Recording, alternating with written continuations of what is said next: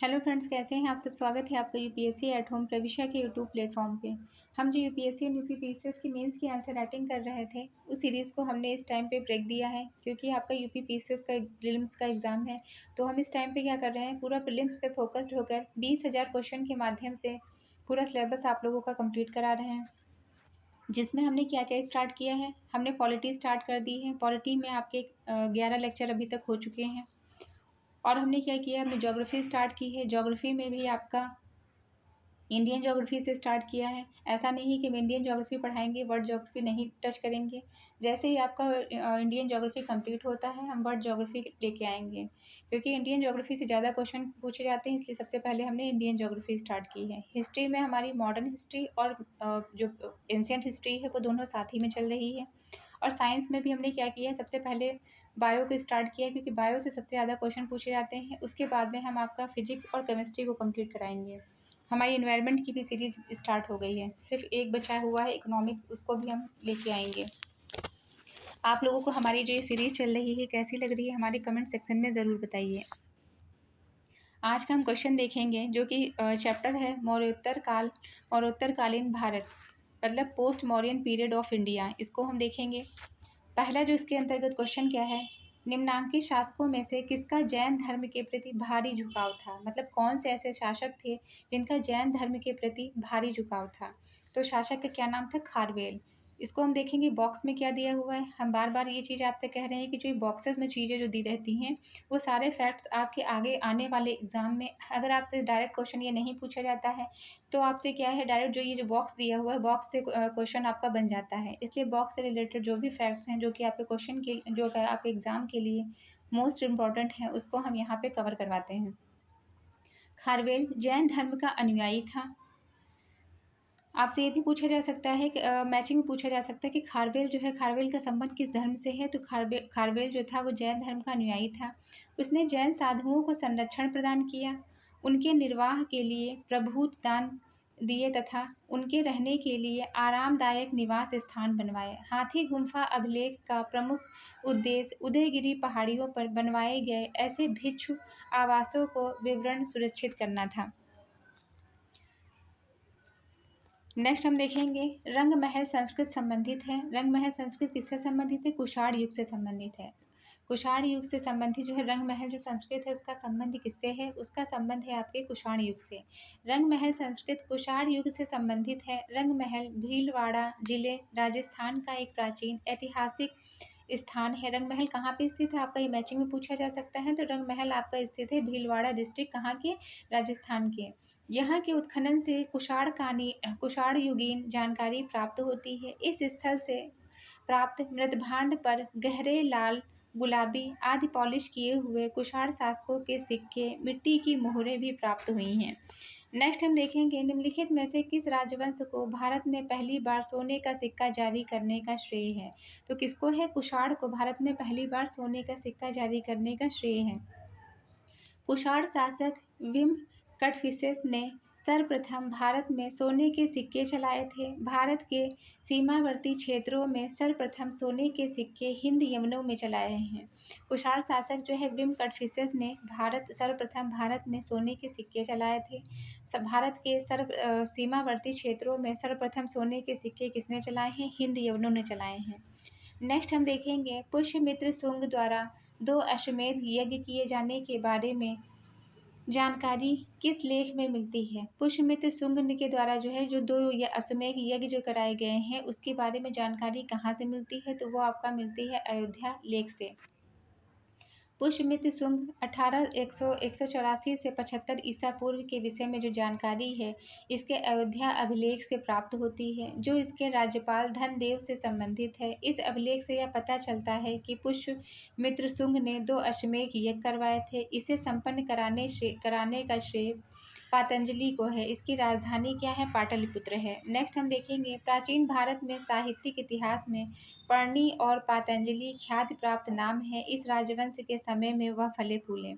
तो किस राजवंश, जो पर्णी और पातंजलि जो नाम जो दिए हुए हैं, तो वह कौन सा राजवंश था जिसके समय फले और फूले हैं। तो वो आपका था शुंग राजवंश। नेक्स्ट क्वेश्चन हम देखेंगे, शुंग कला के संबंध में निम्नलिखित में से क्या सही नहीं है। इसमें जातक कथाओं का अंकन है, इसमें लोक धर्म का अंकन है, इसमें बौद्ध धर्म के जीवन से संबंधित घटनाओं का अंकन है, इसमें बुद्ध का मनुष्य रूप अंकन है। तो ये आपका इसके संदर्भ में गलत है। शुंग काल तक बौद्ध धर्म हीनयानी था, अतः बौद्ध कला में कहीं भी बुद्ध की मूर्ति का प्रदर्शन नहीं हुआ है। भगवान बुद्ध की उपस्थिति धर्मचक्र, छत्र, जातक कथा, पदचिन्ह, स्तूप इत्यादि के द्वारा प्रदर्शित की गई है। नेक्स्ट क्वेश्चन हम देखेंगे, निम्नलिखित में से किसे भारत का प्रथम विधि निर्माता माना जाता है? तो भारत का प्रथम विधि निर्माता हम कहते हैं मनु को। मनु को क्या कहते हैं? भारत का प्रथम विधि निर्माता। मनु को भारत का प्रथम विधि निर्माता माना जाता है। उनके ग्रंथ मनुस्मृति को मानव धर्मशास्त्र कहा गया है। इसमें कुल 2694 श्लोक हैं। यह लौकिक संस्कृत भाषा पदात्मक शैली में लिखा गया ग्रंथ है। इसका काल 200 ईसा पूर्व से 200 ईस्वी के बीच माना गया है। मनुस्मृति के चारों वर्णों की तुलनात्मक जानकारी है तथा इससे जुड़े बहुत सारे नियम, उपनियम, उनके अधिकार, कर्तव्य वर्णित हैं। मेघातिथि गोविंदराज कुल्लुक भट्ट ने मनुस्मृति पर टीकाएँ लिखी हैं। निम्नलिखित में से किसे भारत का प्रथम विधि निर्माता माना जाता है? तो भारत का प्रथम विधि निर्माता माना जाता है किसको? मनु को। नेक्स्ट हम देखेंगे, सातवाहनों की राजधानी अवस्थित थी। कहाँ पर अवस्थित थी? सातवाहनों की राजधानी थी अमरावती। अमरावती आपसे जो है मैचिंग में भी पूछा जा सकता है। सातवाहन दिया रहेगा, दूसरी तरफ राजधानी के नाम दिए रहेंगे, तो आपको क्या लगाना है? अमरावती। आंध्र प्रदेश गोदावरी और कृष्णा नदियों की घाटी में सिमुक नामक व्यक्ति ने लगभग 60 ईसा पूर्व में सातवाहन वंश की नींव डाली। यह राजवंश आंध्र वंश, सातवाहन वंश दोनों नामों से विख्यात है। सिमुक का राज्यकाल लगभग 60 ईसा पूर्व से 37 ईसा पूर्व तक माना जाता है। उसके उपरांत उसका भाई कृष्ण के उपरांत पुत्र सातकर्णी प्रथम शासक बना। तीसरा शासक ही सातवाहन वंश की सीमा तथा सत्ता का मूल संस्थापक माना जाता है। इस वंश के सभी शासक हिंदू धर्म के कट्टर अनुयायी थे। सातवाहनों ने ही सर्वप्रथम ब्राह्मणों को भूमि अनुदान देने की प्रथा आरंभ की। सातवाहनों की पहली राजधानी गोदावरी के तट पर प्रतिष्ठान, जिसे आधुनिक पैठन के रूप में जानते हैं, नामक नगरी थी। कालांतर में सातवाहन शासकों ने अपनी राजधानी अमरावती बनाई। मौर्यों के बाद दक्षिण भारत का सबसे प्रभावशाली व दक्षिण भारत का सबसे पुराना वंश सातवाहन वंश है। प्राचीन नगर धान्यकटक अमरावती का ही प्रतिनिधित्व करता है। नेक्स्ट क्वेश्चन हम देखेंगे, निम्नलिखित राजवंशों में से सबसे पुराना राजवंश कौन सा है? तो कौन सा है? सातवाहन। अभी हमने देखा। जब सबसे पुराने राजवंश की बात करी जाएगी तो आप क्या लगाएंगे? सातवाहन लगाएंगे। इसकी राजधानी हमने देखी थी, इसकी राजधानी क्या थी? अमरावती थी। सातवाहनों की राजधानी, सबसे पुराना राजवंश है सातवाहन, इसकी राजधानी अमरावती थी। नेक्स्ट हम देखेंगे, शक क्षत्रप सातवाहन काल में स्वर्ण एवं रजत सिक्कों का अनुपात था, कितना था? 1:10। पश्चिमी क्षत्रपों में पाए जाने वाले चांदी के सिक्के की ठीक ठीक तौल 34 से 36 ग्रेन थी। 36 ग्रेन के आकर्षण में और उस काल के सोने के सिक्के में, जो स्वर्ण कहलाता था, 124 ग्रेन का था। विनिमय दर 1:35 की थी। उस काल में चांदी और सोने का अनुपात लगभग 1:10 का था। नेक्स्ट हम देखेंगे, भूमिदान का प्राचीनतम साक्ष्य किसके अभिलेखों में मिलता है? तो भूमिदान का जो प्राचीनतम साक्ष्य मिलता है वो आपके सातवाहन के अभिलेखों में मिलता है। यह जो है क्या है? ये सबसे प्राचीन वंश है। और दूसरा क्या है? इसमें हमने देखा था, इसकी राजधानी क्या है? राजधानी इसकी अमरावती है। भूमिदानों का जो सबसे प्राचीन साक्ष्य, मतलब जब जो है भूमियों को दान में दिया जाता था, जो कि आप प्रेजेंट टाइम में जो है सुनते हैं, तो वो किसके टाइम में सबसे पहले हुआ था? सबसे पहला जो साक्ष्य मिला था भूमि को दान देने का, वो आपका जो है मिला था सातवाहनों में। भूमिदान का जो प्राचीनतम साक्ष्य है वह सातवाहनों के शासक सातकर्णी प्रथम की रानी नागानिका के नानाघाट अभिलेख से पता चलता है। अब आपसे ये दूसरा क्वेश्चन क्या बनता है यहाँ से, कि जो भूमिदान का जो प्राचीनतम जो साक्ष्य मिला है, जो कि आपका सातवाहनों से मिला है। सातवाहन के शासक जो सतकर्णी थे, तो सतकर्णी की जो रानी है, उनके द्वारा जो रानी जो नागानिका है उनके जो अभिलेख है नाना घाट से अभिलेख पता चलता है कि जो सातवाहनों का जो है सातवाहनों के टाइम में जो है सबसे प्राचीनतम साक्ष्य जो है भूमिदान का मिला है। इसने पहली शताब्दी ईस्वी पूर्व में ब्राह्मणों और बौद्धों को भूमिदान दी थी। सातवाहन वंश के राजा अपने मात्र नामों से लक्षित होते थे, जिसमें गौतमी पुत्र सतकर्णी, यज्ञश्री सतकर्णी आदि हैं। सातवाहनों की राजकीय भाषा क्या थी? प्राकृत थी। आपसे ये भी पूछा जा सकता है कि सातवाहनों की राजकीय भाषा क्या थी? तो सातवाहनों की राजकीय भाषा प्राकृत थी। इस वंश से शीशे के सिक्के को चलाया गया था। इस वंश से क्या किया गया था? इस वंश से शीशे के सिक्के को चलाया गया था। नेक्स्ट क्वेश्चन हम देखेंगे, सातवाहनों की राजकीय भाषा क्या थी? अभी हमने जो बात करी क्या थी? प्राकृत थी। इसीलिए हम बोल रहे हैं कि आप लोगों को ये बॉक्स जो दिया हुआ रहता है उसको पढ़ना बहुत ज़्यादा ज़रूरी है, क्योंकि इससे आगे आने वाले एग्जाम में आपके क्वेश्चन बन सकता है। नेक्स्ट क्या है? निम्नलिखित में से किस राजकुल के राजा अपने मात्र नामों से लक्षित होते थे? अभी हमने देखा था सातवाहन के कौन से थे? गौतमी पुत्र सतकर्णी और यज्ञश्री सतकर्णी आदि। नेक्स्ट हम देखेंगे, निम्नलिखित राजवंशों में से किसने शीशे के सिक्के चलाए थे? तो किसने शीशे के सिक्के चलाए थे? सातवाहनों ने। सातवाहनों ने किसके सिक्के चलाए? शीशे के सिक्के चलाए। हमने सातवाहन के संबंध में कौन कौन सा फैक्ट देखा, हम एक बार फिर से उसको रिवाइज करेंगे। पहला क्या था कि जो सबसे पुराना जो वंश था कौन सा? सातवाहन था। उसके बाद में हमने क्या देखा कि इसकी राजधानी क्या थी? अमरावती थी। तीसरा जो फैक्ट इससे बनता है, तीसरा फैक्ट जो है इससे क्या बनता है कि इसमें जो है कौन से सिक्के चलाए जाते थे, किस धातु के सिक्के चलाए गए? इसके अंतर्गत जो है क्या था? शीशे के जो है सिक्के चलाए जाते थे। इसके अंतर्गत जो है शीशे के सिक्के चलाए गए पहली बार। और हमने क्या देखा था कि इसमें जो है नानावती जो अभिलेख था उसमें क्या पता चला था? उसमें भूमि अनुदान का जो है उल्लेख सबसे पहली बार मतलब पता चला कि सातवाहनों के टाइम में सबसे पहली बार जो है भूमि अनुदान दी गई थी। तो इसका वर्णन कहाँ पे मिलता है? सातवाहन का जो है वो जो अभिलेख था उसमें मिलता है। नेक्स्ट हमने क्या देखा है कि मात्र इस राजकुल के जो राजा थे वो क्या थे? अपने मात्र नामों से लक्षित होते थे। तो उसके अंतर्गत कौन से? तो गौतमीपुत्र सतकर्णी, यदि सतकर्णी आदि इसके अंतर्गत शामिल थे। इसको हम देखेंगे कि सातवाहन राजा ने स्वयं एक ब्राह्मण की उपाधि धारण की है। किसने धारण की है? गौतमीपुत्र सतकर्णी। अगर आपसे पूछा जाता है जो कि इसमें पूछा गया है कि कौन सा ऐसा राजा थे जिसने जिसने जो है एक ब्राह्मण की उपाधि धारण की है? तो गौतमीपुत्र सतकर्णी। गौतमीपुत्र सतकर्णी सातवाहन वंश का 23वां सबसे महान शासक था। उसने अपने आप को एकमात्र ब्राह्मण कहा, शकों को हराया, क्षत्रिय शासकों के दर्प को चूर किया। इसकी सैनिक विजयों की जानकारी इसकी मां बलश्री के नासिक प्रशस्ति से मिलती है। गौतमीपुत्र सतकर्णी प्रथम सातवाहन शासक जिसने सिक्कों पर राजशिर अंकित करवाया।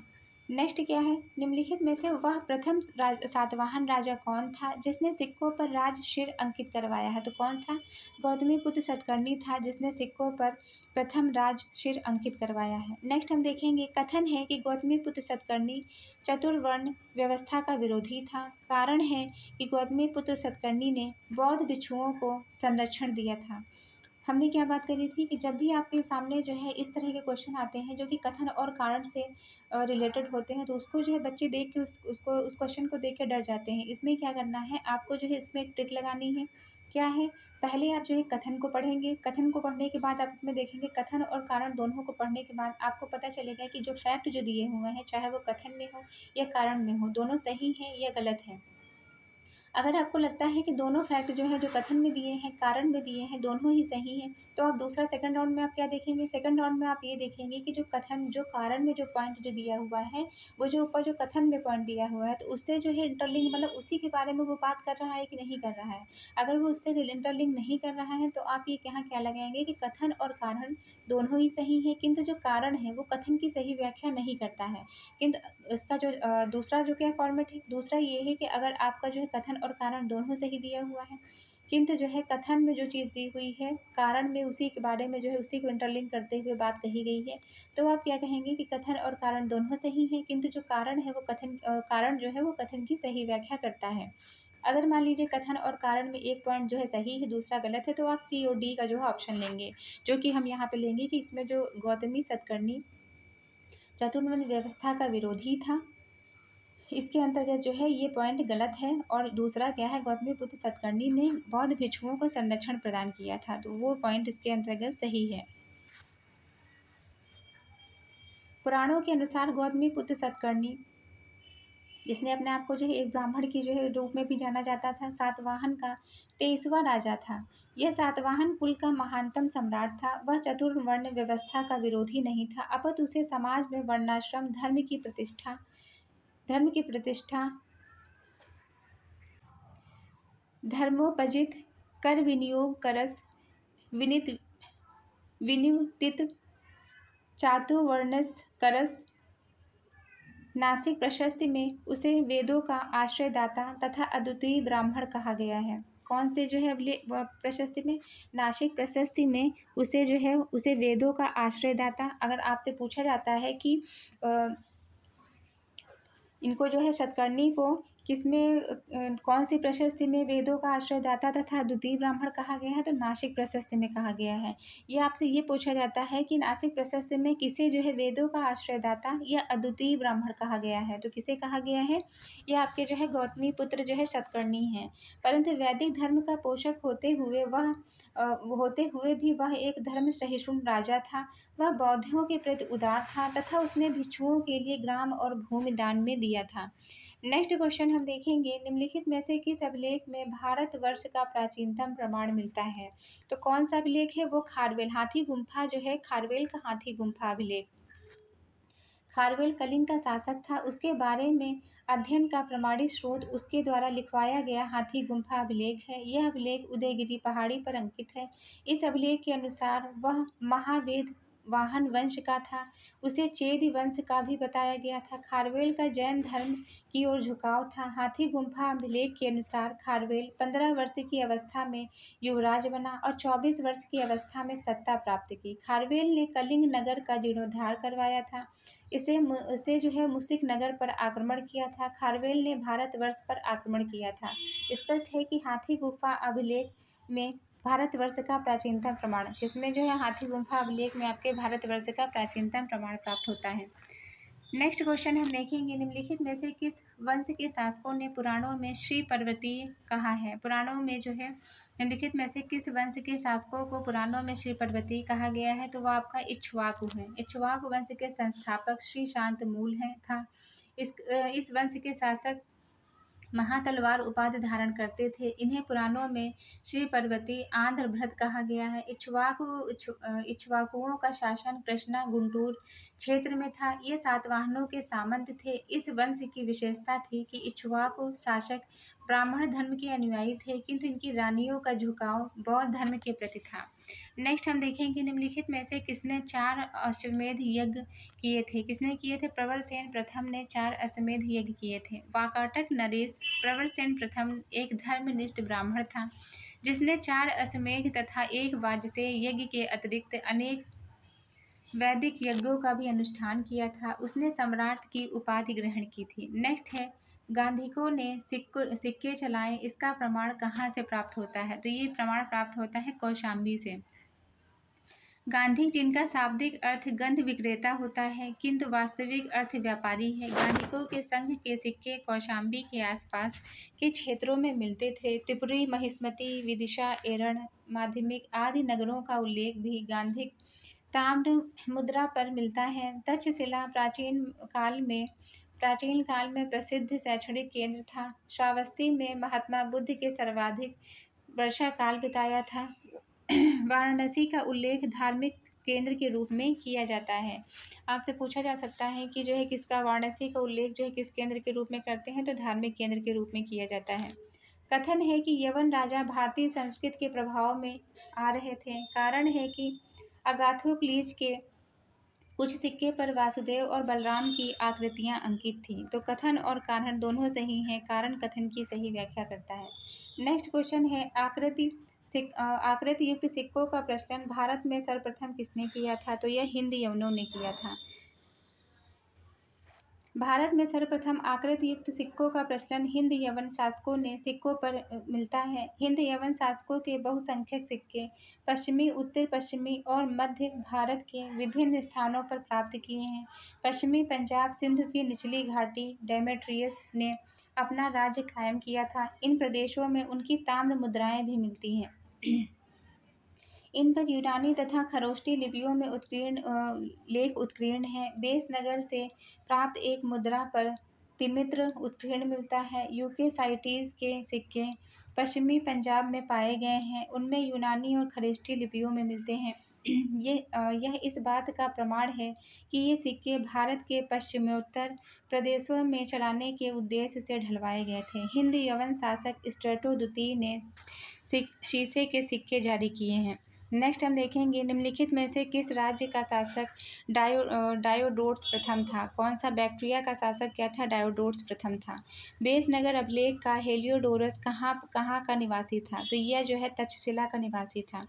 बेसनगर का हेलियोडोरस किससे संबंधित है? आप यहाँ पे जो है क्या लगाएंगे? बेसनगर शासक हेलियोडोरस तक्षशिला का निवासी था। शुंग वंश के नवे शासक भागभद्र के शासनकाल में 14वें वर्ष तक्षशिला के यवन शासक एंटियालकीट्स का राजदूत हेलियोडोरस विदिशा में वासुदेव के सम्मान में गरुड़ स्तंभ स्थापित किया था। हेलियोडोरस ने जो है क्या स्थापित किया था? गरुड़ स्तंभ की स्थापना की थी। आपसे पूछा जा सकता है हेलियोडोरस ने किसकी स्थापना की थी? विदिशा में गरुड़ स्तंभ की स्थापना की थी। दूसरा क्वेश्चन ये बन सकता है किसके सम्मान में जो है हेलियोडोरस ने गरुड़ स्तंभ की स्थापना की थी? तो ये वासुदेव के जो है सम्मान में किया था। शुंग काल में संस्कृत भाषा का पुनरुत्थान हुआ। उसके पुनरुत्थान में महर्षि पतंजलि का विशेष योगदान है। हेलियोडोरस का गरुड़ स्तंभ हिंदू धर्म में से संबंधित प्रथम प्रस्तर स्मारक है। इस काल में भागवत धर्म का उदय हुआ है। वासुदेव विष्णु की उपासना प्रारंभ हुई है। नेक्स्ट हम देखेंगे कादर्मक क्षत्रपों ने निम्नलिखित में से किस धातु के अति दुर्लभ सिक्के प्रचलित किए हैं? किसके जो है? ताम्र के। कादर्मक एवं पश्चिमी क्षत्रप शासक थे जिन्होंने पश्चिमी और मध्य भारत का शासन किया था। इनकी राजधानी उज्जैन थी। इन्होंने अति दुर्लभ ताम्र के सिक्कों का प्रचलन किया था। आगे जो है रुद्र तृतीय को चंद्रगुप्त द्वितीय ने हराकर इस वंश का अंत कर दिया। नेक्स्ट हम देखेंगे पश्चिमी भारत के अभिलेखों में प्राप्त रुद्रदामन शब्द का अभिप्राय है। क्या अभिप्राय है? एक शक राजा द्वारा चलाया गया सिक्का। नेक्स्ट हम देखेंगे काव्य शैली का प्राचीनतम नमूना किसके अभिलेख में मिलता है? तो यह मिलता है रुद्रदामन के कठियावाड़ के रुद्रदामन में। काव्य शैली का प्राचीनतम नमूना किसमें मिलता है? कठियावाड़ के रुद्रदामन में मिलता है। कि शासक ने सर्वदायम भगवान बुद्ध की मानव आकृति अपनी स्वर्ण मुद्रा में अंकित कराया है? किसने? कनिष्क प्रथम ने। कनिष्क की स्वर्ण मुद्राओं का प्रभामंडल युक्त बुद्ध की खड़ी प्रतिमा महात्मा बुद्ध अंकित है। समुद्रगुप्त की मुद्राओं पर वीणा बजाती हुई आकृति चित्रित है। और हुविष्क एक शैव धर्मावलंबी है। इसके सर्वाधिक मुद्राओं पर हिंदू देवी देवताओं का चित्रण अंकित है। इसमें शिव और उमा, विशाख, कार्तिकेय का अंकन मिलता है। नेक्स्ट हम देखेंगे कथन और कारण। कथन है कि बुद्ध की तरह कुछ कुषाण सिक्कों पर एक जैन तीर्थंकर अंकित हैं। कारण है कि कुषाण काल में मथुरा जैन धर्म का केंद्र था। तो इसमें क्या है? कथन जो है कथन गलत है, कारण सही है। कुषाण सिक्कों पर हिंदू, बौद्ध, ईरानी देवताओं का अंकन प्राप्त होता है। हिंदू देवताओं में सर्वाधिक अंकन शिव का प्राप्त होता है। इसके अलावा बुद्ध, माओ और म्यूरो का अंकन होता है। जैन तीर्थंकर का अंकन कुषाण सिक्कों पर नहीं पाया जाता है। नेक्स्ट क्वेश्चन क्या है? नेक्स्ट क्वेश्चन है कनिष्क के सारनाथ बौद्ध प्रतिमा अभिलेख की तिथि क्या है? तो यह तिथि है 81 ईस्वी। कनिष्क के सारनाथ बौद्ध प्रतिमा की तिथि 81 ईस्वी सन है। यह अभिलेख बौद्ध धर्म की तत्कालिक अवस्था से जुड़े तथ्यों पर प्रकाश डालता है। इस बौद्ध प्रतिमा अभिलेख को मथुरा से लाकर कनिष्क के राज्यारोहण के तीसरे वर्ष सारनाथ में स्थापित किया गया था। कनिष्क के राज्यारोहण से शक संवत आरंभ हुआ। आपसे पूछा जा सकता है कि किसके राज्यारोहण से शक संवत आरंभ हुआ? तो कनिष्क के राज्यारोहण से। यह पूछा जा सकता है कि कनिष्क के राज्यारोहण से कौन सा संवत आरंभ हुआ, तो शक संवत आरंभ हुआ। कनिष्क ने पेशावर को अपनी राजधानी बनाया। यह आपसे पूछा जा सकता है कनिष्क ने अपनी राजधानी किसको बनाया, पेशावर, जिसे पुरुषपुर के नाम से जाना जाता था। इसके राज्य की दूसरी राजधानी क्या थी, मथुरा थी। नेक्स्ट देखेंगे कुषाण शासक कनिष्क का राज्याभिषेक किस सन में हुआ था, तो ये हुआ था 78 AD में। शक संवत प्रारंभ होता है 78 से प्रारंभ होता है। उत्तरी और उत्तर पश्चिमी भारत का सर्वाधिक संख्या में तांबे के सिक्के को जारी किया गया था। किसके द्वारा, कुषाणों के द्वारा। इसको देखेंगे उत्तर पश्चिम भारत में स्वर्ण सिक्कों का प्रचलन यवन राजाओं ने करवाया था, तथापि इन्हें नियमित रूप से पूर्ण रूपेण प्रचलित करने का श्रेय कुषाण शासकों को दिया जा सकता है। कुषाण सत्ता में रोम तथा अन्य पश्चात देशों के साथ भारत के व्यापारिक संपर्क बढ़ जाने के कारण निश्चित माप के सिक्के की आवश्यकता प्रतीत हुई। अतः कुषाण राजाओं ने विभिन्न आकार प्रकार के सिक्कों का प्रचलन कराया। घरेलू व्यापार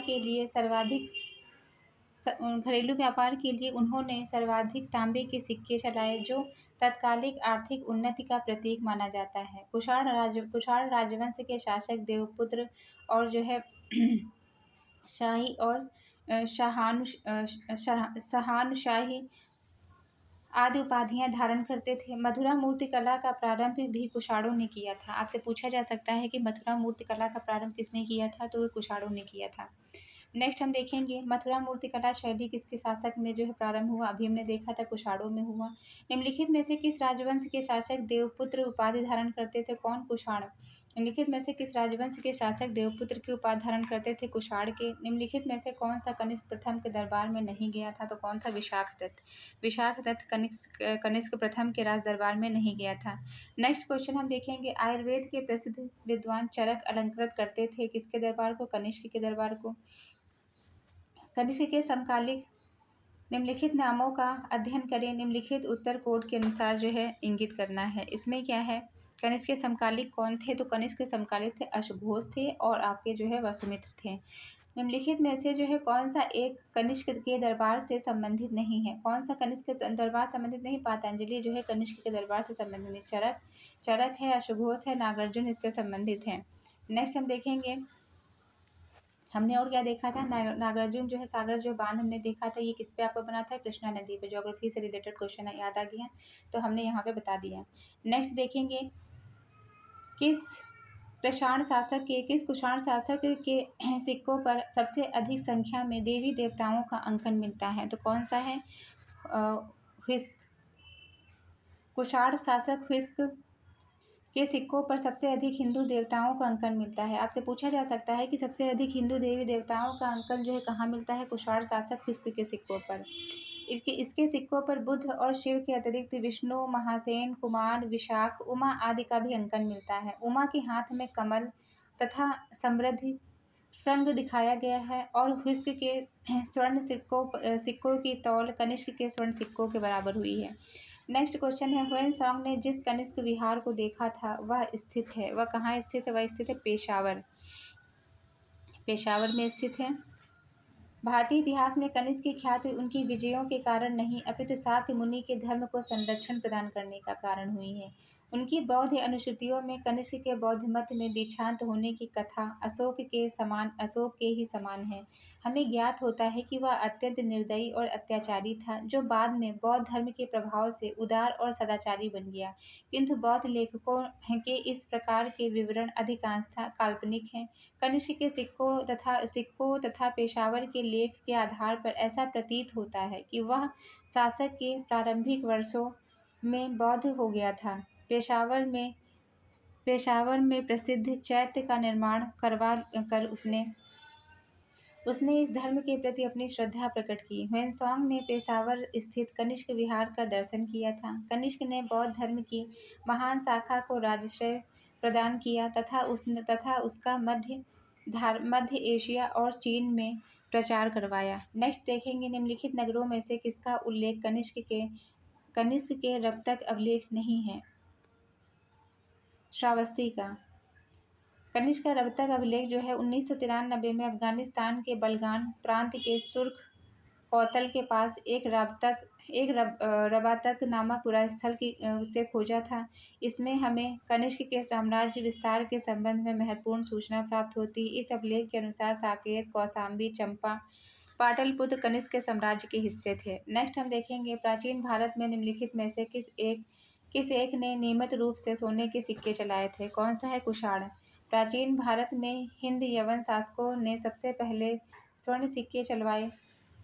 कुषाण शासकों ने नियमित रूप से सोने के सिक्के चलवाए। सबसे पहले सोने के सिक्के कुषाण शासक बिम कड़फिसस ने चलवाए। उसके बाद कनिष्क और उसके उत्तराधिकारी ने भी स्वर्ण सिक्के चलवाए।